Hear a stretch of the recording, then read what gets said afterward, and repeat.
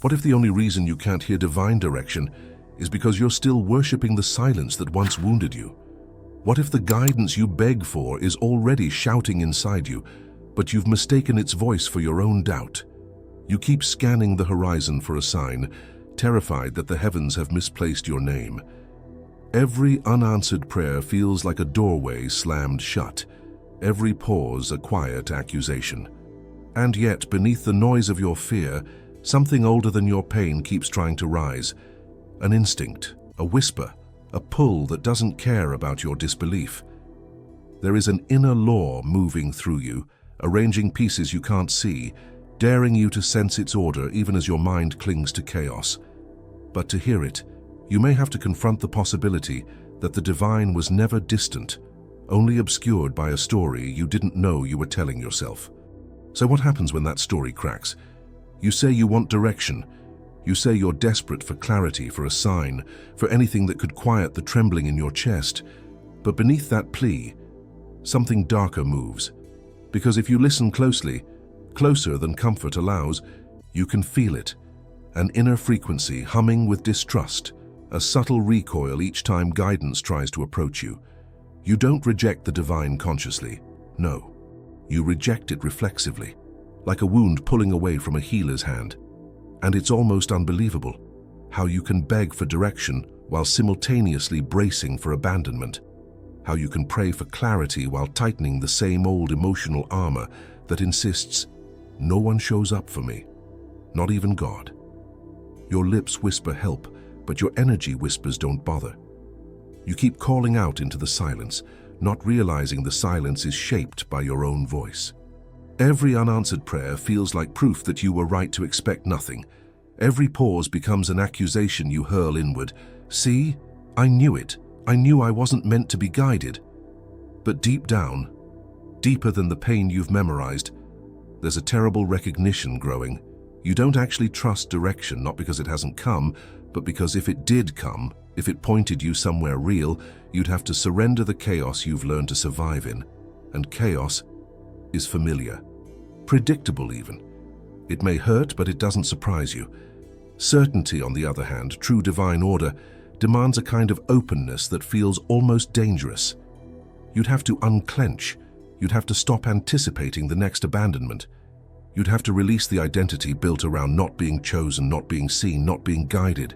And that identity, it's heavy, but it's yours. It's the one thing you've been able to count on. The one constant in a world full of broken promises. So every time direction whispers your name, you flinch, you brace, you scramble for the familiar ache, the familiar confusion, the familiar emptiness, because at least those won't suddenly vanish and leave you stranded with hope you're terrified to hold. It's shocking, isn't it, to realize that the silence you fear has not been imposed on you. It has been generated within you. A quiet, dense echo chamber built from ancient disappointments. A chamber where every sound is filtered through the expectation of being forgotten, and divine order, calm, patient, unthreatening, stands at the threshold, unable to penetrate the walls built from stories you didn't even know you were still telling yourself. But the most devastating part, the part you've never dared say out loud, is that some secret part of you prefers the silence. Not because it's peaceful, but because it confirms what you already believe about yourself. And once you notice that, once you see the way you've trapped yourself between longing and fear, the whole structure of your inner world begins to shake, because if the silence is self-authored, then what else have you been mistaking for fate? But let's go even deeper, to the place you avoid when the room goes quiet, the place you distract yourself from with noise, with worry, with constant motion. There is a story living inside you, an old trembling narrative that keeps whispering, "If I depend on guidance, I will be abandoned again." This is the contradiction that splits your spirit every time you pray, because the moment you reach upward for direction, your subconscious pulls downward with the gravity of old wounds. Two opposing currents, your yearning and your terror, tearing at each other until every request dissolves into static. And this static, this internal interference, is the very thing you've mistaken for the absence of the divine. You're not waiting for clarity, you're drowning it. Every time intuition tries to rise, a quiet nudge, a subtle knowing, a felt sense of this way, you shut it down with the speed of someone who cannot risk being wrong. What if it leads me somewhere painful? What if I trust it and everything breaks again? What if direction is just another word for disappointment?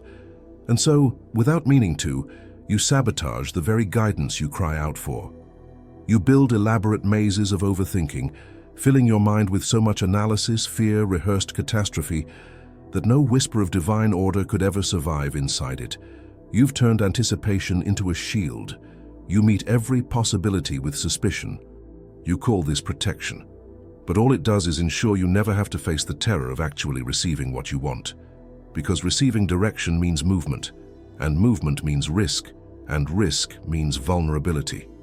And vulnerability is the one thing your wounds forbade you to ever feel again. So you mistake paralysis for safety. You call stagnation waiting for a sign. You collapse inward and call the collapse patience. You choke your own intuition and call the silence God's will. But beneath all of this, beneath the fear, the excuses, the spiritual camouflage, there's a truth that shudders whenever you get too close. You've been praying for guidance while bracing for abandonment. You've been begging for direction while gripping the very beliefs that make direction impossible. And now the old story is trembling, cracking, splitting open under the weight of your own awareness. Because once you see the contradiction, you can't unsee it. You can't retreat into ignorance. You can't pretend the silence is coming from somewhere outside you. Something inside is unraveling, slowly, dangerously, inevitably. As if the walls you built to protect yourself are starting to understand they've become your prison. And somewhere behind those walls, something ancient is pressing forward, trying to reach you, trying to break through, trying to reveal a law you have felt all your life but never dared name. There is a moment, subtle, almost imperceptible, when the collapse of an old story makes enough noise for a deeper truth to finally be heard. And in that thin, trembling space, the hidden mechanism begins to reveal itself, not with thunder, not with prophecy, not with the spectacle your fear demands or the punishment your shame expects. It reveals itself the way light reveals dust in the air, quietly, inevitably, as though it had been waiting for you to stop drowning out your own knowing. Because the truth is shocking in its simplicity, divine order has never responded to your pleading. It has responded to your frequency. Every prayer you spoke with your mouth was overridden by the unspoken belief humming beneath it. Every cry for direction was filtered through an inner signal vibrating with mistrust. Every request for clarity was broadcast through a subconscious script that insisted, I am alone. Guidance is unreliable. I am not safe to be led. And the divine, calm, ancient, and law-bound, answered that deeper signal, not your words, not as punishment, but as resonance, as polarity, as an unwavering mirror. You were taught that unanswered prayers meant rejection, neglect, divine indifference. But the reality is more disorienting and far more intimate. Divine order is a self-adjusting intelligence that organizes reality around the emotional frequency you inhabit most consistently, not the one you perform, not the one you beg from, the one you become. You have been vibrating fear and calling it faith. You have been broadcasting uncertainty and calling it surrender. You have been radiating the expectation of loneliness while asking to be guided. But the law, the hidden, undefeated law, responds to your dominant signal the way a compass responds to magnetic pull. Unbiased, unemotional, precise. And suddenly, you realize, with a tremor that feels like both betrayal and awakening, that the divine has never contradicted you. It has aligned with you. The chaos you interpreted as abandonment was simply the natural consequence of a mind tuned to fear's frequency. The silence you mistook for divine distance was the echo of your own internal script. And the shocking part, the part that steals your breath for a moment, is this. Direction was never missing. You were misaligned. You were trying to hear a frequency you weren't tuned to. You were begging for guidance from a place that could not receive it. You were asking a cosmic law to override a signal you kept reinforcing. But laws do not break themselves. They do not bend out of pity. They do not override your interior world just because your exterior words are desperate. The divine mirrors what you are, not what you plead for. And now, as this truth rises into your awareness, your entire worldview shakes. Because if the law has been responding this whole time, then nothing in your life has been random. Not the silence, not the confusion, not the delays, not the stillness you assumed meant rejection. Everything has been an exact reflection of the frequency you didn't know you were radiating. And as that realization settles in, as awe and disorientation swirl inside you, another whisper begins forming at the edges of your awareness, a question that feels dangerous, a question that feels alive.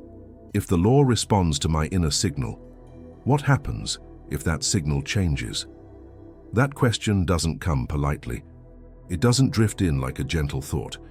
It arrives like a tremor, a subtle quake beneath the foundations you've spent a lifetime defending. If the law responds to my inner signal, what happens if that signal changes? For a moment, you don't breathe, because you feel the implications before you can name them. The room seems to tilt. Something in your chest tightens with a mixture of terror and possibility. Two forces you've never been able to tell apart. And then the mechanism reveals the part you were never taught, the part that feels almost forbidden to understand. Divine order is not an external authority. It is an internal architecture, an organizing intelligence woven into your subconscious, constantly adjusting your reality to match the emotional world you inhabit. It doesn't wait for your worthiness. It doesn't measure your purity. It doesn't assess whether you've earned direction. It simply calibrates, silently, faithfully, with a precision that makes human logic look clumsy. And the more you realize this, the more your old beliefs begin to fracture, because you were taught that guidance descends from above, that clarity is granted by something outside you, that direction is bestowed, gifted, or withheld. But the law operates from within. It rises instead of descends. It arranges instead of interrupts. It responds instead of decides. You do not receive direction, you translate it. Yet when your inner world is filled with fear, distrust, self-abandonment, your translation becomes distorted, like trying to read a sacred text through shattered glass. And the divine, bound by resonance, mirrors the fracture instead of the prayer. Not as cruelty, but as coherence, as the most ancient form of spiritual symmetry. And suddenly, you feel betrayed, not by God, but by the beliefs that convinced you you were powerless in your own spiritual life. Because this entire time, the silence you cursed, the confusion you resented, the unanswered questions you interpreted as divine disapproval were nothing more than reflections of a frequency you didn't know you were emitting. You weren't abandoned, you were obeyed. Obeyed by a law so consistent, so unwavering, so incorruptibly reflective, that it honored your internal world even when that world was built on fear. And now the revelation lands with a weight you feel in your bones. Divine order has always been active. You were simply unaware of which part of you it was responding to. Not the hopeful part, not the praying part, not the desperate for guidance part, but the wounded part, the guarded part, the part that believed direction would only lead to more loss. And once you see this, once the mechanism stands exposed, a strange, trembling awe fills you. Because if the law has been reflecting your fear so perfectly, what would it reflect if even for a moment you stopped broadcasting fear? What would happen if the old signal, the one shaped by disappointment and silence, finally fell quiet? Something stirs inside you. Not clarity, not yet, but the unmistakable sensation that the divine is nearer than you ever allowed yourself to believe, not because it moved closer, but because you did. And just as this realization begins to form its next shape, just as a new inner signal flickers at the edges of your awareness, the mechanism falls silent again. But this time, the silence does not feel empty. It feels charged, waiting, listening, as though the law itself is pausing, not to speak, but to see what you will broadcast next. Before we go any further, before the next layer of this law begins to rise inside you, I need you to feel something. You are not the only one awakening right now. There are others watching this with the same tremor in their chest, the same shiver along the spine, the same strange sense that something ancient is stirring and pulling them into a frequency they didn't realize they were finally ready for. And if you feel that, even faintly, then this moment is not passive, it is participatory. Because alignment doesn't happen in your mind, it happens in your choices, in the micro decisions where you declare, I am here, I am listening, I am entering this frequency with intention. So take a breath, slow, deliberate, claiming. And if something in you is stirring, if something feels too precise, too intimate, too timely to dismiss, then let your energy declare itself, like this video, not as a favor, as a signal. Comment below. Not as chatter, as a written affirmation of the frequency you're tuning into. Say it in your own words or borrow this one if it shakes something loose. I align my inner signal with divine order. Type it. Speak it. Let your nervous system feel the weight of your own declaration. And subscribe, not for content but for continuity of resonance, for staying inside the field that is already rearranging something in you, something subtle but undeniable. Because right now you're not just watching a video, you're responding to a calling you didn't know you'd been emitting. You are becoming audible to the very law you thought had forgotten you, and deep inside, beneath the fear, beneath the old static, a new signal is beginning to form. Soft, steady, unfamiliar, as though your spirit is remembering a language your mind unlearned long ago. But don't move too quickly. The shift has only just begun, and what comes next will demand a different kind of stillness. There is a moment, right after the recognition, right after the rupture, right after the law exposes its quiet machinery, when your instinct is to reach outward again, to search for a sign, to wait for a whisper, to expect something external to change first. But that reflex, that desperate reaching, is the very thing that keeps you misaligned. So this time, before your mind rushes into its old survival pattern, you're invited to do something that feels almost impossible. Turn inward and witness the signal before it shapes your world. Not interpret it, not judge it, not argue with it. Just witness. Because buried beneath the static, beneath the chronic anticipation of abandonment, beneath the emotional armor you wear like second skin, there is always a subtle movement that precedes clarity.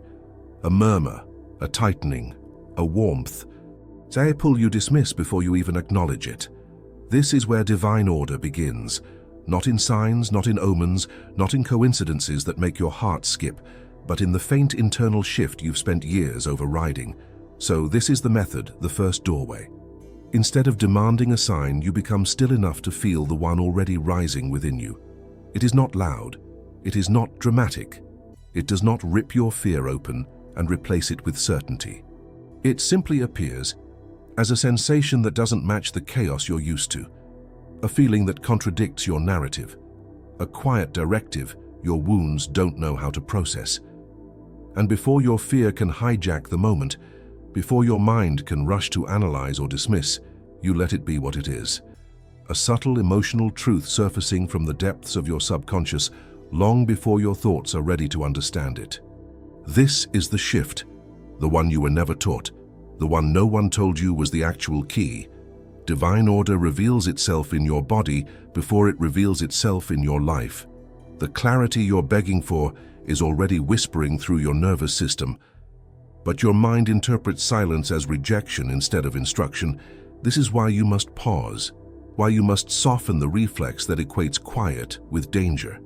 Because the moment you stop interpreting silence as proof you've been abandoned, you finally create enough inner openness for direction to surface on its own terms.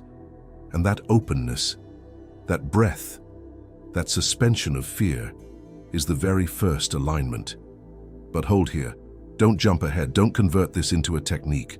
Don't try to force clarity. Just feel the tremor of what this means. If direction emerges internally before externally, then the law has been speaking all along, and you have been standing just outside its frequency. And now, as this realization settles into your chest like a slow burning ember, something even more subtle begins to rise from within, a sensation that feels like the beginning of remembering, yet still too faint to trust. That faint sensation, that almost signal rising in the background of your awareness, isn't clarity yet. It isn't instruction. It isn't the path, not in the way you've been conditioned to expect.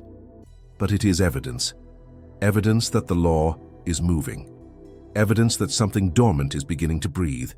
Evidence that divine order does not arrive fully formed.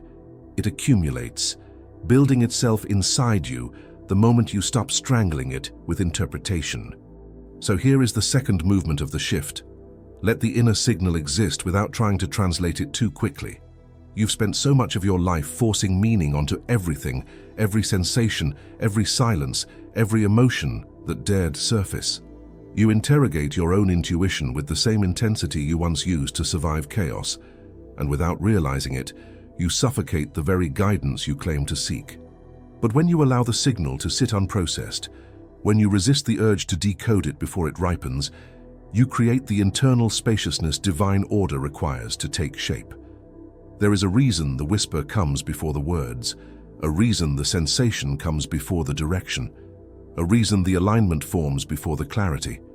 And it is this: divine order must shift your inner architecture before it reveals your external path. If the law gave you direction before your emotional world was ready, you would reject it. You would sabotage it. You would call it too risky, too uncertain, too unlike the chaos you have mastered.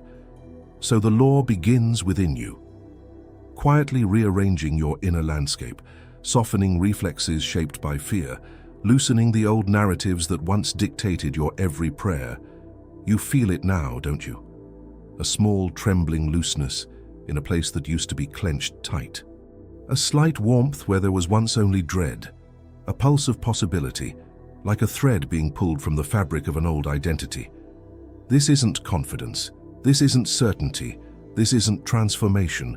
It is the precondition for transformation, the subtle gap where divine order enters, the moment where your fear loosens just enough for a sliver of direction to seep through the cracks. This is the method. Not forcing guidance, not begging for a sign, not hammering the heavens for answers. No, the method is becoming permeable to the signal already forming inside you, and as this permeability expands, as your inner static quiets for the first time in years, you feel something almost frightening. Hope. But not the kind that crashes in with adrenaline and fantasy, not the kind you've learned to distrust. This hope is quieter, older, rooted in something you cannot yet name. It rises like a tide just beginning to turn, slow, deliberate, inevitable. And yet, just as you lean in, just as you attempt to grasp the shape of this new inner movement, it slips from your mental fingers like something protected, something unfolding in its own timing. Because the shift is not complete. The method is not finished. You are being prepared slowly for an identity you have not yet stepped into, and what waits for you there is nothing like the person you've been. There is a point in this journey, and you are standing in it now, where you can no longer return to who you were. Not because you've evolved far enough, not because you've healed enough, not because you've earned some mystical initiation, but because the old identity cannot survive in the presence of the signal that has begun to awaken inside you. You feel it, don't you? A subtle refusal in your spirit to collapse the way you used to. A quiet defiance against the assumptions that once dictated every emotional reaction. A thin but unmistakable strand of certainty threading itself through your doubt. It's disorienting, almost frightening. Because you've become accustomed to seeing yourself as someone who seeks direction, someone who begs for clarity, someone who questions whether they are guided at all. But the law, this ancient self-adjusting intelligence inside you, has started rewriting the version of you that the world taught you to become. And here is the rupture. You are no longer someone standing outside guidance. You are becoming someone who emanates it. Not because you suddenly know the path, not because you hear some booming inner voice, not because life has handed you a map. No, because your identity is being retuned to the frequency of divine order itself. And this shift is not conceptual. It is not motivational. It is not an affirmation you recite to feel spiritual. It is an internal reconfiguration, a recalibration of your very sense of self, from someone who doubts the whisper to someone who is aligned with it by nature. You start recognizing the difference. The old self looked outward for permission. This emerging self listens inward for resonance. The old self feared making the wrong move. This emerging self trusts the movement itself. The old self mistook silence for abandonment. This emerging self interprets silence as incubation, and with every breath, every flicker of awareness, every moment you allow yourself to witness the signal without drowning it, you feel a new authority forming inside you. Not dominance, not ego, not bravado. Authority. The kind that comes from coherence, from alignment. From the recognition that direction is not something you receive, it is something you translate from the deeper layers of your own being. And for the first time, perhaps ever, you sense what it might feel like to walk your life as someone guided from the inside out. But this identity shift, this internal rupture is not smooth, it is not gentle. It tears, it sheds, it burns quietly through everything false. Because the moment you begin to feel this emerging you, the one who vibrates in harmony with divine order, the old identity panics. It tightens, it cries out. It begs for the familiar ache. It tries to pull you back into the static, into the doubt, into the emotional patterns that once defined your prayer. But something in you is no longer collapsing. Something in you is stepping forward, not with certainty, but with orientation. The compass is shifting inside you. Your entire field is reorienting away from fear and toward resonance. And as this inner reconfiguration intensifies, you can feel, with a kind of sacred dread, that the person you were is dissolving. And the person you are becoming is only just beginning to emerge. Something is happening inside you, while slowly, insistently, as though an inner axis is shifting, realigning you with a direction you didn't know you were capable of holding. The old identity trembles. It keeps trying to resurrect itself, to reassert its grip with familiar doubts. What if I'm wrong? What if I can't trust this? What if the silence comes back? But the silence feels different now. It no longer echoes with abandonment. It vibrates with presence, and you realize with a shock that is both liberating and unsettling, that the old version of you would have collapsed here. It would have panicked. It would have begged for signs, for reassurance, for external proof that guidance hadn't evaporated again. But the emerging you, the one being sculpted by this hidden law, doesn't reach outward. It listens inward. This is the reconfiguration.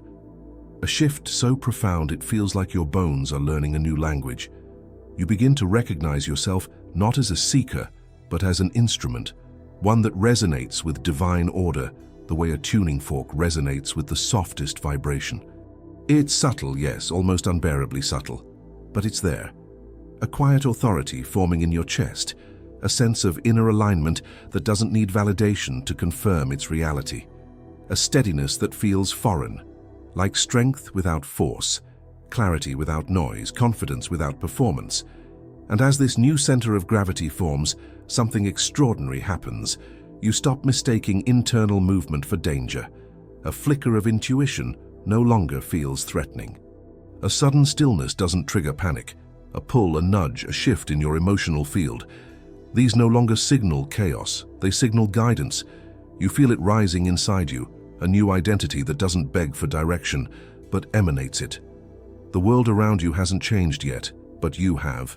Your frequency has. Your posture toward the divine has.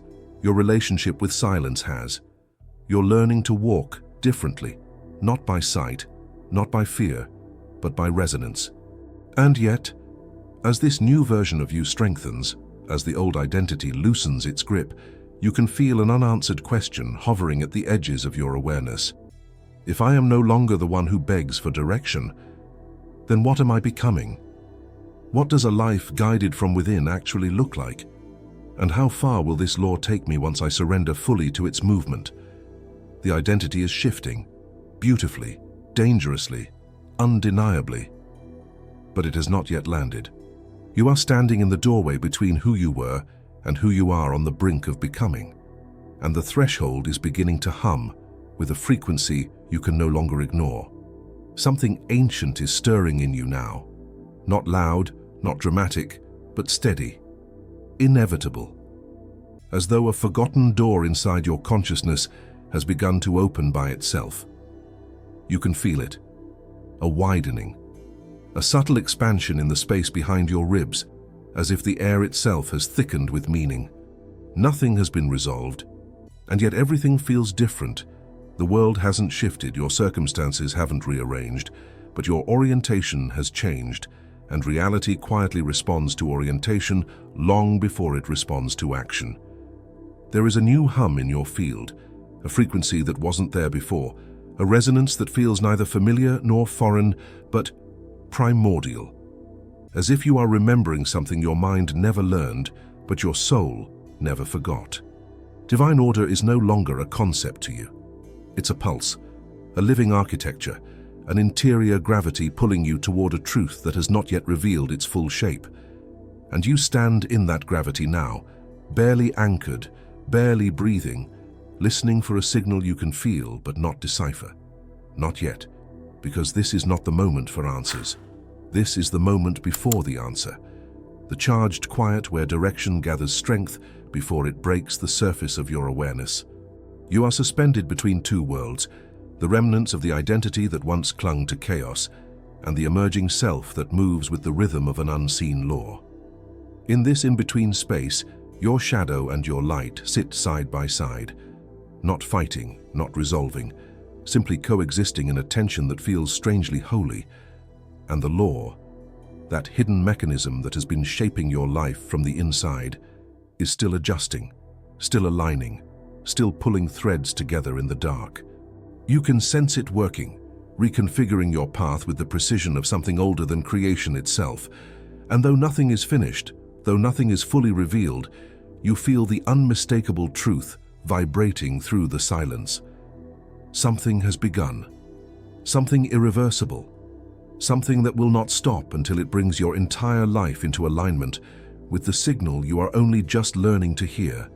You are standing at the edge of a revelation still unfolding, and the next movement of this law, the next whisper, the next shift, the next impossible clarity, is already making its way toward you from a place beyond understanding. Hold still. Stay open. Listen. The frequency is rising, and it has no intention of stopping here.